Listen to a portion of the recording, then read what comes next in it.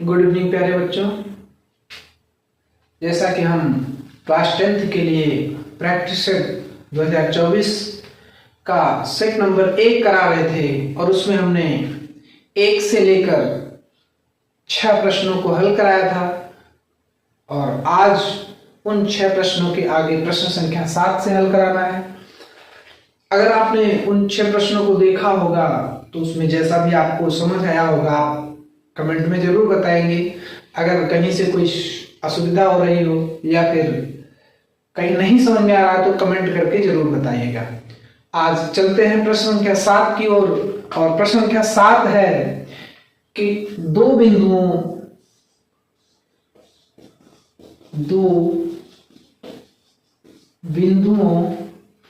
2,3 और 4,1 के बीच की दूरी क्या होगी। प्रश्न है दो बिंदुओं 2,3 और 4,1 के बीच की दूरी क्या होगी।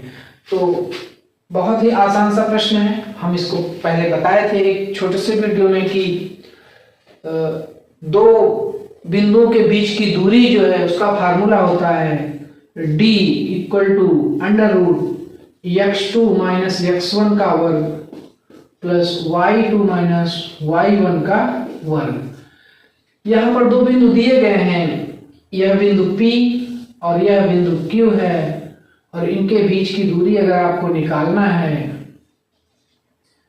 तो ये आपका हो जाएगा x1 y1, ये हो जाएगा x2 y2 और इस वैल्यू को यहाँ पर रख लेंगे। x2 4 - x1 2 का वर्ग प्लस y2 1 है और y1 3 है तो 1 - 3 का वर्ग। अब इसको आप हल कर लीजिए। 4 में से 2 घटाएंगे तो 2 आएगा और 2 का वर्ग लिखा जाएगा प्लस 1 में से 3 घटाएंगे तो -2 आएगा और -2 का वर्ग लिखा जाएगा। फिर और आगे बढ़ेंगे, 2 का वर्ग 4 हो जाएगा और -2 का वर्ग 4 हो जाएगा। d = 4 4 8 लिखा जाएगा और इसको आप 2√2 मात्रक लिख सकते हैं।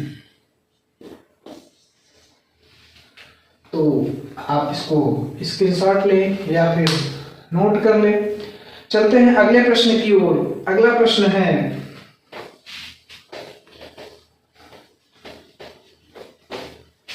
कह रहा है यदि द्विघात समीकरण, प्रश्न है यदि द्विघात समीकरण 3x² - 12x + m = 0 का मूल बराबर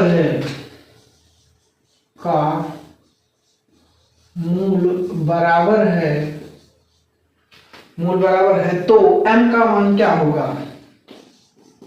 तो m का मान क्या होगा।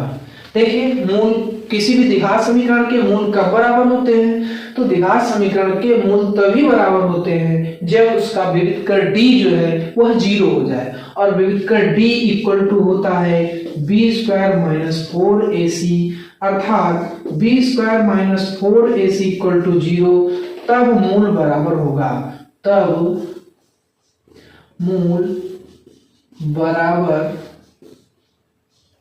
होगा, तो वैल्यू रखिए। आपका इक्वेशन दिया गया है 3x² - 12x + m = 0।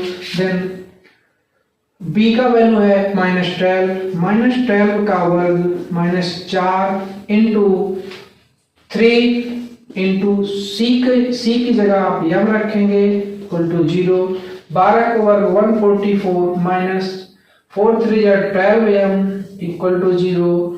144 = 12m, 144/12 = m। 12 या इसको काट सकते हैं तो m = 12 आंसर हो जाएगा। आप इसका भी स्क्रीनशॉट ले लीजिए या नोट कर लीजिए। इसी क्रम में अगला प्रश्न है, निम्नलिखित सारणी का माध्य क्या होगा?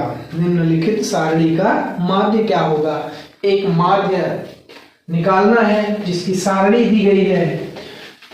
हम देखते हैं अगला प्रश्न। वर्ग अंतराल दिया गया है, क्लास इंटरवल। वर्ग अंतराल को आप क्लास इंटरवल अर्थात CI लिख सकते हैं।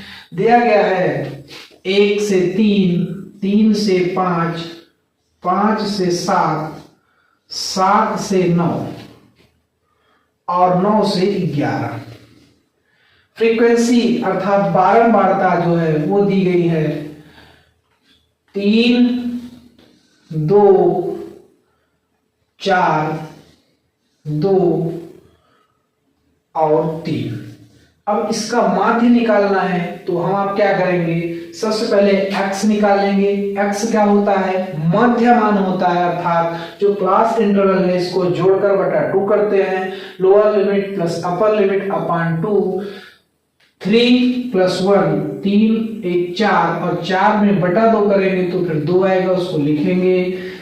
5 3 8 बटा 2 करेंगे तो 4 आएगा, लिखेंगे।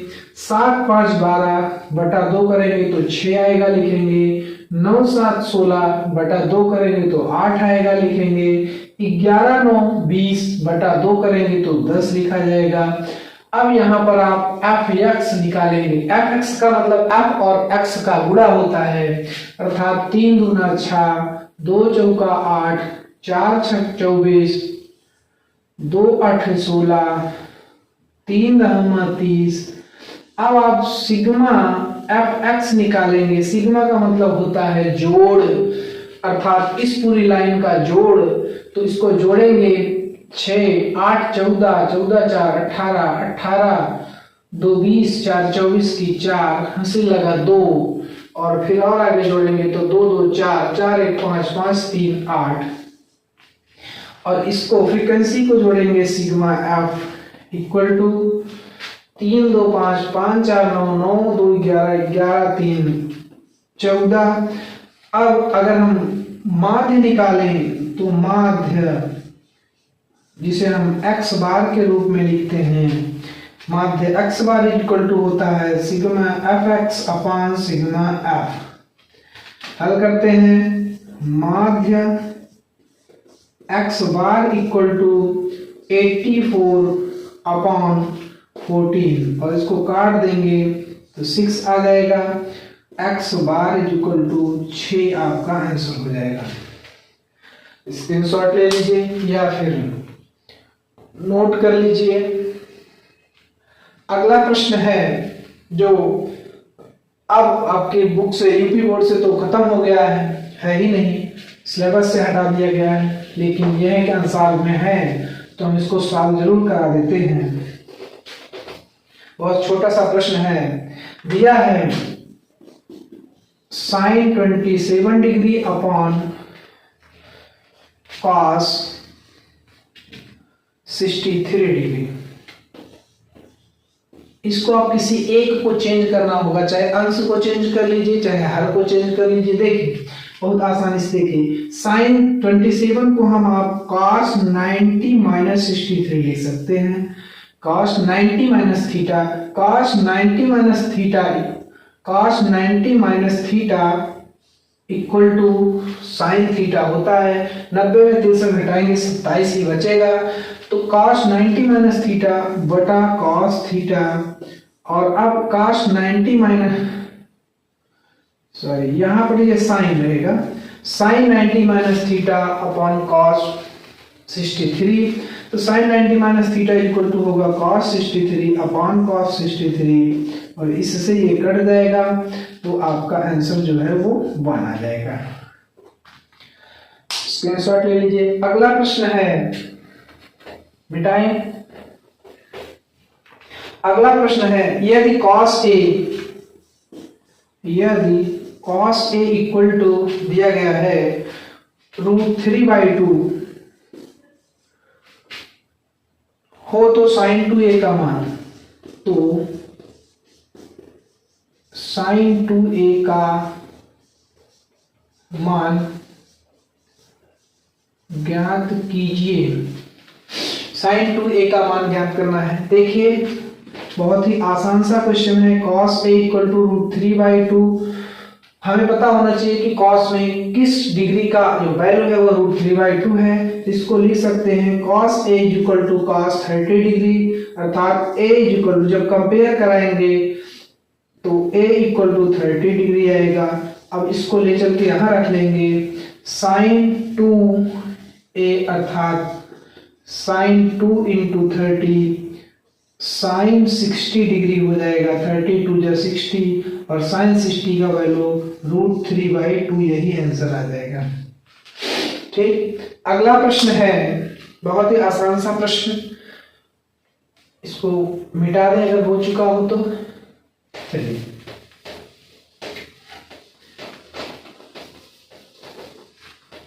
अगला प्रश्न दिया है 1 प्लस tan स्क्वायर ए अपॉन 1 प्लस cot स्क्वायर ए का मान क्या होगा, ऐसा पूछ रहा है। तो आप फार्मूला पढ़े होंगे 1 प्लस tan स्क्वायर ए का और 1 प्लस cot स्क्वायर ए का। अगर हम आज को आसान भाषा में समझाएं तो 1 plus tan square a equal to होता है sec स्क्वायर ए बटा 1 plus cot square a equal to होता है cosec स्क्वायर ए। अब इसको और आगे सरल करेंगे तो सेक को 1 बटा कॉस स्क्वायर ए लिख सकते हैं और कोसेक को 1 बटा साइन स्क्वायर ए लिख सकते हैं। अब ये जो 4 स्टेप में होता है तो सबसे फोर्थ वाले को पहले में मल्टीप्लाई कराया जाता है और सेकेंड वाले को थर्ड में कराया जाता है। तो यहाँ साइन का इसमें कराएंगे तो साइन स्क्वायर ए और बटा कॉस का नीचे गुणा हो जाएगा तो कॉस स्क्वायर ए और साइन बटा कॉस होता है tan स्क्वायर ए और यही आपका आंसर हो जाएगा। लिख लीजिए। अगला प्रश्न लेते हैं। अगला प्रश्न है sin 2a equal to 2 sin a। देखो तो क्या ज्ञात करना है, a का मान ज्ञात करना है। तो a का मान बहुत ही आसान सा प्रश्न है, देखते हैं। एक तो एक फार्मूला आप लोग पहले लर्न कर लीजिए। sin 2a इक्वल टू होता है 2 sin a cos a। तो देखिए जहां पर sin 2a है वहां पर हम क्या रख सकते हैं, 2 sin a cos a। क्या रख सकते हैं, 2 sin a और cos a equal to 2 sin a। देखो 2 से 2 कैंसिल, sin a से sin a कैंसिल, तो cos a इक्वल टू 1। अब देखिए कि cos के कितने डिग्री का वैल्यू 1 होता है, तो cos के 0 डिग्री का वैल्यू 1 होता है, अर्थात हम इसको cos a equal to cos 0 लिखेंगे, a equal to 0 degree answer हो जाएगा। एक और प्रश्न है कि कैप्सूल का जो संयोजन है वो किससे है। मेंसुरेशन का सवाल है, क्षेत्रमिति का, कि कैप्सूल का जो संयोजन है वो किसका है, मतलब कैसे बना है। आप सब देखे होंगे कि कैप्सूल जो है वो लगभग ऐसे, लगभग क्या पूरी तरीके से ऐसे बना होता है। अब इसमें आपको संयोजन में जो 4 विकल्प होंगे उसमें आप क्या करेंगे कि यहां से ये कट होता है, यहां से ये, तो ये आपका अर्धगोला है और ये आपका अर्धगोला है और बीच में जो है वो बेलन है।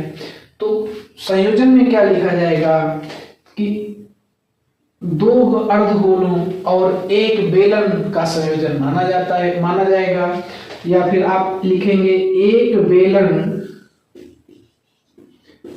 तथा 2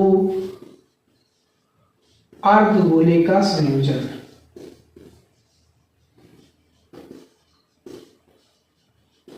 ठीक, एक और क्वेश्चन है अगला, यदि कुछ आंकड़ों का माध्य तथा बहुलक 32 तथा 35 है तो उनका माध्यक होगा। इसको मिटा दे रहे हैं।